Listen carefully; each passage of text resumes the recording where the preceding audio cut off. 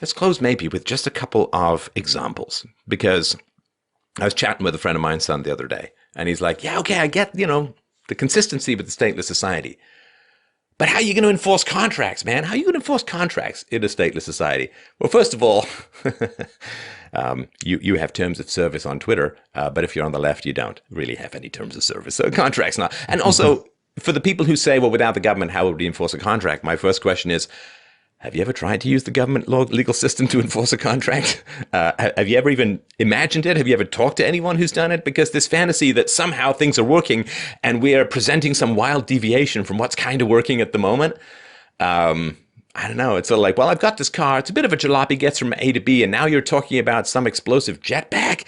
Well, I already have some. No, it doesn't work. You can't use a state to enforce contracts. The state is used to bully people, to intimidate people. There are 50 million lawsuits filed in America every year, like 95% of them against people of high net worth. It's just a shakedown. That's all it is. Yeah. Shakedown for lawyers and so on. You get a divorce. It doesn't work. It works fairly well in Europe, except if you're trying to divorce the EU. But you get a divorce, quarter goes to you, quarter goes to your wife, half goes to the lawyers. I mean, it's a big, giant mess. And so you can't use the government to enforce contracts at the moment as it stands. So whatever we propose is better. But I think the general idea is you and I get into some kind of contract and we just nominate a third party and say, okay, well, if we disagree and we can't resolve it among ourselves, we both agree to abide by the decision of this third party. And there'll be a bunch of different companies vying to be the most efficient and the best and the least overhead and the least time and the least hassle to give you adjudication. And then people say, well, what happens if you don't decide to abide by the third-party adjudication? It's like, well, then what happens is nobody will insure you anymore. Nobody will insure your contracts. Nobody will say, yeah, be happy to adjudicate your next contract dispute, and nobody's going to be able to enter into new contracts with you. So you are going to have to abide by. Otherwise, economic ostracism, the webs that we are enmeshed in, just momentarily, day by day, the webs that we're enmeshed in just to be able to get out of bed and turn on the tap and, have a fridge and stuff. I mean, the electricity, the internet, like if nobody wants to do business with you, you can't really function in that society. Now, people want to do business with you because you're profitable. But if you're not profitable, if you don't abide by the rules you say you're going to abide by, well, you have a contract score, a contract rating, the same way you have a credit rating. And it's going to be efficient. It's going to be like one phone call, a day or two. They're going to adjudicate. They're going to figure out what's fair, and they're going to impose whoever has to do it. Now, say, oh, well, what if I'm in a contract with Dave for $1,000 and he doesn't fulfill his side of the contract? Well, I want an insurance policy that says the third party is going to pay me the $1,000 if you don't, right? And then they're going to try and get back the money from you. And if you refuse, then they'll put you in that database of like bad contract people, and nobody's going to, or your costs for contract are going to be a lot higher, like if you smoke and try and get life insurance. There's so many different ways it can work. And people say, well, I want to see it down to the last detail. And it's like, that's the whole point of freedom. You don't know. Right. I mean, if I could tell everyone everything the way it was going to work, then yeah, put me in charge. I'll take Satan's offer and be in charge of the planet. Nobody knows. We have some ideas, but the idea that you can figure out what happens when people are free is incomprehensible. We can't even figure out what happens when people are enslaved, other than they get miserable and entitled. But these are just some possibilities. There's so many different ways it could work. But the most important thing is the only antidote to corruption is competition. Because corruption is overhead, and competition shaves down that overhead to the point where corruption becomes unprofitable or becomes obvious. Like if some contract agency has to charge you double, it's because they're taking a skim and they won't be able to compete. Have you sort of run through these kinds of scenarios in your head? How would you sort of answer this? How are we going to have contracts in a free society? Sure. Well, it's interesting because just the dynamic, the irony of what you were saying. It's like exactly like if we could figure out all these things and we knew for absolutely sure, we wouldn't need a free market, and we wouldn't need. It's like right, we could just put the person who knows everything in charge, but of course we don't. So no, we don't. Right. So you start from understanding right. We don't know everything, and of course there will be problems, but you can also logically deduce that the problems will be way worse if you have a state. So in other words, the issue that we're worried about here, it's like contracts, which are basically voluntary agreements within respect for property rights. So number one, you wouldn't want to create an entity that can violate anybody's property rights at any time. And number two, the concern is like kind of a free rider problem, like somebody could rip somebody off. And of course, again, the state we know for a fact that the state will be worse at this.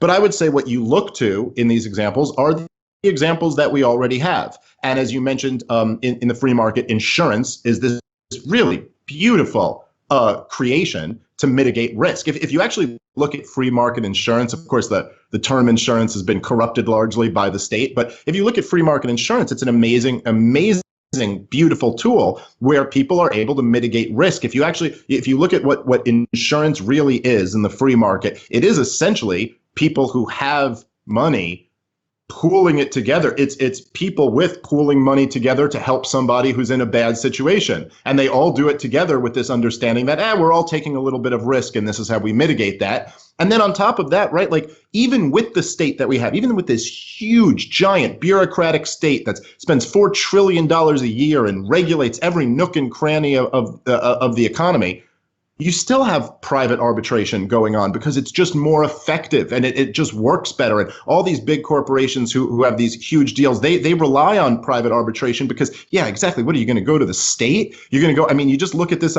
this suit that this antitrust suit that was just that Time Warner AT&T ended up winning, and the state is still threatening that they could appeal and then basically break up this merger just because it'll take so long. By the way, it looks like the merger is going to go through, or I guess it went through at this point. But yeah, so you have all of this, and it's not that nobody would ever rip anybody off. Surely there will be people who do. Like you look at, I know you've used this example before, but look at eBay. I mean, people get ripped off on eBay. It's like, okay, somebody doesn't, violates, an agreement. And it's like, okay, you lost one there. That person immediately gets a bad review. Their score immediately goes down. And the problem is fairly well controlled. So it's not that there will be no problems. Just to jump in, I mean, my personal experience with this was I had a trader many years ago, pretty sure he was churning my account, like doing trades to generate commission. And called up a lawyer and said, well, we can take this guy to court. And he said, yeah, you could. Cost you about $500,000 and take 10 to 15 years. Right. Or there's this private arbitration, cost you about 10 grand to be done in a month. I'm like, government solution, non-government solution. It really wasn't that hard to figure out which one was possible. Right. And these solutions are all around us. I mean, you don't even have to, imagine a hypothetical world, because even in the real world, even with the state is so horrifically, just like, as you were saying, I mean, you're going to spend so much money and waste so much time that people find these free market solutions all the time. And I would just say to, much like on the immigration issue, that a lot of people, they see these phenomenons as being problems with the market, but they're really not. I mean, even if you just look at how much state control there is in media, right? And how, there were these channels that needed government licenses, these television stations, and they had a monopoly on the news. And now the free market has figured out these solutions through technology where you can have your enormous audience, which is, by the way, way bigger than one of these propaganda MSNBC shows. And now what's going on? The free market solved this, and now the state's trying to get in and put all this pressure on Google and Facebook and all these other products. It's like, oh, you got to start cracking down on the fake news. The market will solve so many of these problems. And then, of course, as you mentioned, they will also come up with far better solutions that me and you are just not capable of foreseeing, because there has to be, it's not like one guy's brain. There have to be all the millions of people's brains interacting together, figuring out solutions. But we can be damn sure positive that the solutions will be far better without a state than with one. Yeah, and with regards to, I mean, it's kind of an oxymoron. It's stateless society, national defense, but some geographical area where people want to prevent invasion. Yeah, okay. My constant invitation, Dave, is to say to people, instead of being the problem bringers up, be the problem solvers. So instead of saying to me passively, well, how would the stateless society handle defense? Say, okay, pretend that you are somebody trying to sell me a defense system, a defense scheme, right? And what would you do? Well, obviously, you'd want it to be as cheap as possible and as effective as possible. So how would you do that? And these are, instead of being the guy who just puts up roadblocks and says, well, how about this? And expects other people to solve them. And then it becomes, you move the goalpost. Well, how about this? Well, how about this? Be the person who tries to solve these problems. It's much more fun, much more creative, and you get into the mindset of freedom. So the first thing with national defense is, why do countries invade other countries? Well, they invade other countries to take over the tax base. Right? What was the first thing that happened when Germany went into other countries in the 1930s? Well, they took over the tax base. So it's the difference between invading a functioning farm and invading a wilderness, right? There's no tax base to take over, and everyone has, if they want, has weaponry, and if unless they're in communities where they don't want that, and then they can choose to do that as well. But there's no tax base to take over. It's really unprofitable to take over a free society because you can't just scoop up trillions of dollars and take over the tax base. So that's one thing. The second thing is, weapons of mass destruction. Well, there's a reason why the invasion is happening through immigration now. It's not open borders, it's bribed borders or hoarders or, WHOR, DURS or whatever, because you can't invade a country that has weapons of mass destruction. I mean, that's why they went for Iraq. That's how you know a country doesn't have weapons of mass destruction, is people are willing to invade. It's why they're not going into North Korea. And so weapons of mass destruction might be enough of a deterrent. There could be lots of different ways to assassinate the leader of an army that's about to invade you might be a better response. Because all we see is big, giant governments, armies smashing up against each other in these World War II, Battle of the Bulge, which was World War I's kind of scenarios. And, so we think that's how war has to be. But if you look at Iraq, you see the biggest military in the world being bled to attrition by, what has Eric Prince talked about, a couple of guys in flip-flops in the back of a pickup truck with something they picked up on the black market. I don't know how national defense should work or local defense should work.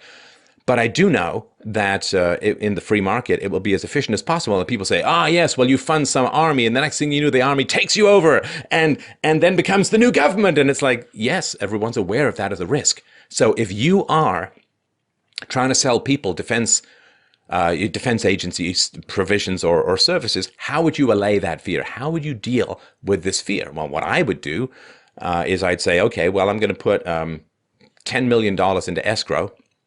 I'm going to openly publish everything that I'm doing in terms of here's the weaponry and here's the bullets and here's the tanks and whatever it is, here's the weaponry I've got. And if I ever go over it by one bullet and if anyone finds out about it, you get the 10 million bucks. So you post a reward. There's lots of different ways. I mean, because if you suddenly want to start amassing more weaponry and more armies than people want you to have, you're going to have to do it secretly. Now, you got to pay for that somehow. So you're either going to have to raise prices like crazy or you're going to have to borrow more money. Now, why would banks want to lend you money if you're going to take over and who knows what's going to happen to the property rights of the banks? And why would customers want to pay twice what the other guy's charging for defense because you want to create some giant robot army or something? There's so many different ways to push back against this, and all legitimate human concerns are dealt with in the free market. Right. So when people put when kids are opening bottles of medicine because they look like candy and eating them, then you get these childproof containers that apparently now only children can open. But there's so many different ways that you can deal with these kinds of things. And if the free market will have great solutions that are sustainable, and the government creates this big giant incentive called you can take over the tax base, creates this big giant military that is always focused on the last war, never the next war, and tends to lose against insurgents in flip-flops. Right. Yes. Right. Absolutely. And so, okay. So for the defense stuff, right? Like right away, you'd look at like the example in the Middle East, or look at Afghanistan, where the most powerful state, the most powerful military that's ever existed, without question, nobody could even debate. There's not even a second place to the United States of America's military right now. The Taliban has control of more territory than it did in 2001 right now. And they did it to the Russians. Yep. Before they did it to the Americans. So now, two giant militaries defeated by guys in flip-flops. The Taliban are like Hicks of Afghanistan. Okay, these are like goat herders with guns that are marching around holding off the largest army ever. Now, if you think that Afghanistan is difficult to hold down because they have some armed militias there, try it in Texas. Dear, good luck. Good luck going into Texas and taking it over. So with the current dynamic, okay, we have something in the neighborhood of 300 million plus guns in this country. And that's with all the gun control and restrictions that already exist. So you get rid of that. My guess is right. Like you said, there'll be some communities that don't want to have guns, but there will be a lot more that will have guns. You're going to have hundreds and hundreds of millions of guns in this country. We got two giant oceans on the side of us. The idea that there's any threat of another country invading the United States of America. It's silly. And also, as you said, basically, since nuclear weapons have been out, people don't really attack nuclear armed countries. Even our country, for all the wars we've fought since World War II, we don't really mess with other countries who have nukes. I mean, maybe a little bit of drone strikes in Pakistan, but then when they told us to knock it off, we kind of did knock it off because, they've got nukes. You don't want to mess with them. We mess with Gaddafi. We mess with Saddam Hussein, the ones who don't have these weapons, even when they claim they do. Now, on top of that, when people say the idea that, some big corporation basically just builds up an army and then they become a government. So the obvious number one point to that is that if the worst case scenario of not having a state is that it could end up in having a state, that's not a great argument for having a state. We can get rid of your cancer, but your cancer might come back. No, I'll just stay with the cancer I have then because I don't want to roll those dice. Right, so just leave it then. But I always ask people when they say this, it's like, take me through it. Just logically take me through how we achieve an anarcho-capitalist stateless society. And I repeat myself, but we achieve this stateless society and take me through how Walmart starts building up an army, okay? Now, it's one of the things that people don't realize about the market, particularly people on the left when they talk about business, as if business owners are just dictators.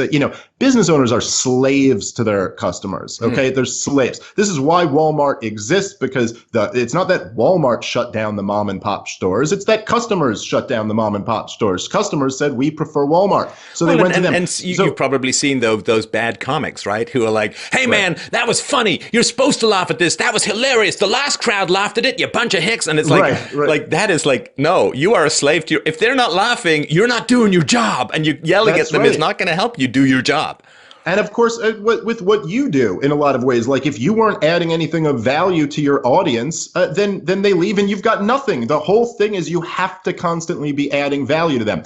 So take me through it. So Walmart now, they've successfully, they've been Walmart. They've had a real successful business. So now they decide that they're going to build a military. Right. Okay. So now I don't know if you're familiar with how militaries have been built, but they're not cheap.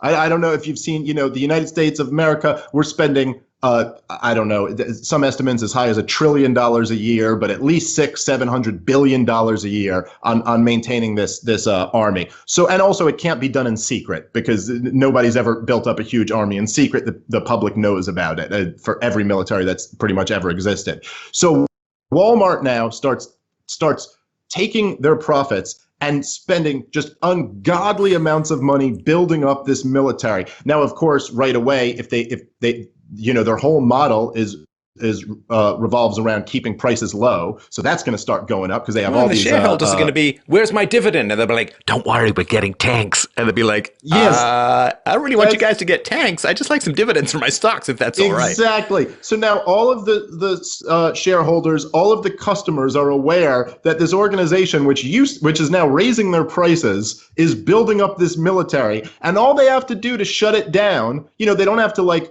vote for Barack Obama, who promises to end the wars and then it expands all the wars. All they got to do is just stop shopping there. Well, can you imagine the competitors, like the ads you would run? I don't know if Kmart's, I don't think they're still around, but whatever it is, like some Walmart competitor just runs ads saying, hey, you know why our prices are so cheap? Because we don't want to have tanks and bombs and take over your entire society and enslave you. Look, low prices and no enslavement. That's a pretty easy pitch to make. This stuff would be shut down in a day. So it's not so there are lots of market solutions for this. And then of course, if you even it's just absurd, but if you said, so what's the greater chance of us getting into a war?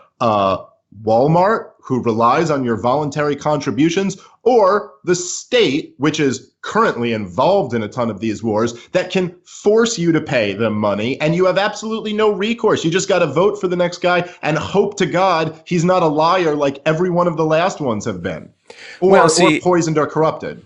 I don't know if people haven't been in business. I know you're an entrepreneur, all comedians are, but if you've ever been in business and presented something to a board, I just can't even imagine. This is all people who don't know how business works. Yeah. I just can't imagine being the guy. All right, I've been CEO of Walmart for about 10 to 15 years. 15 years. I've been CEO of Walmart. But, oh, board, I find myself getting a little restless. I'm kind of tired of just making money. by servicing customers and giving people what they want and having, reasonable employee standards and so on. So, we're doing well, making money, a couple of $100 million a year, and everyone's happy and so on. But I want to shake things up a little bit. And, he's got some PowerPoint or something like that. He's like, current trajectory, satisfy customers, be profitable, make money, make lives better, particularly for poor people. And like the next slide is, what I see? Go with me here. Just like, let's brainstorm a little here. I see mustard gas, flamethrowers, dark helmeted stormtroopers, and radiating across the country, shooting people who disagree with us because change is good. I'm going to upsize us to giant bombers that drop bombs on people who disagree with us. And they'll be like, where's the even if we went with the morality of it, it's completely immoral. Where is the profit going to be? Now, for the government, there's profit because they can print their own money. They can tax like crazy. They can go into debt. So they can scoop up the general vat of money. They can scoop up trillions of dollars and make a bunch of money. Where does Walmart make money accumulating weaponry? Like, how on earth are they going to profit from that? Even if nobody found it horribly immoral, which it would be, where's the profit in that? And literally, if you presented this to a board, they'd be like, they'd take you out of there in a rubber suit. They would be like, that is completely insane. And how would we sell this to the shareholders?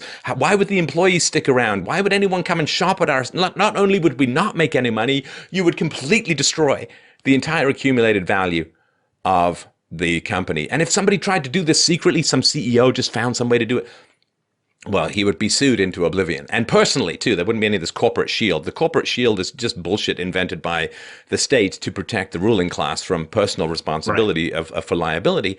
So it'd be like, okay, you have now destroyed the value of the company that you're contractually obliged to protect and maintain and grow, and therefore, you are now going to be poor to the fourth generation or something like that. Like, it can only be conceived of by people who don't have any history of working in the free market.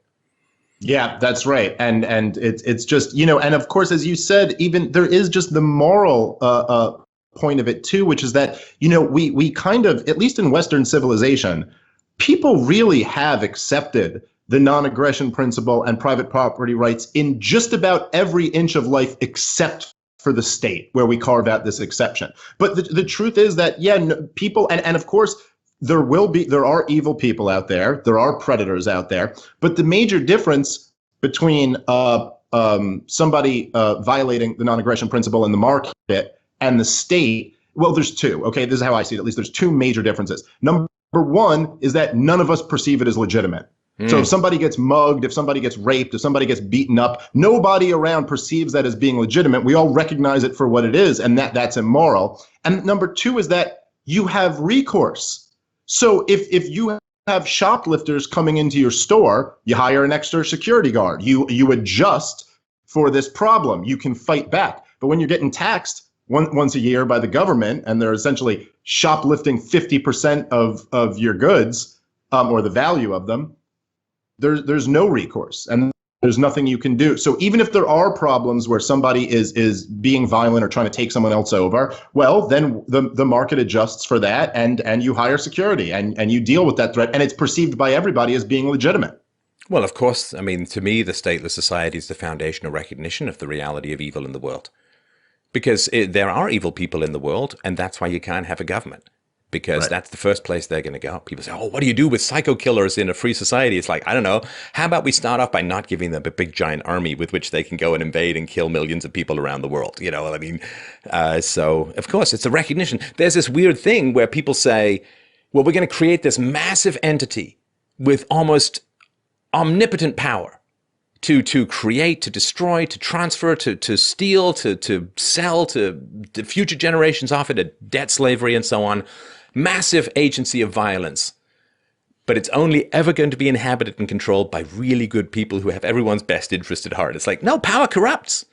But power draws corruption as well. So if you think there's only a tiny minority of evil people, well, then you can't have a state. Because they're going to then use the power of the state to dominate over the good people. If you think that there's a lot of evil people in the world, you can't have a state, because then people who vote are going to vote for evil policies on the state and so on. So I mean, if you have only evil people in the world, you can't have a state because they're only going to be managed and controlled by having competition with each other over their evil doing. And if there are all good people in the world, you don't need a state because everyone's going to take care of problems in a moral way anyway. But the very idea that you're going to protect your property by creating a giant predatory agency called the state that has the power to violate your property rights at will is like, I don't know. I'm going to protect myself by hiring a bodyguard who beats me up every day. I don't know. It's weird. So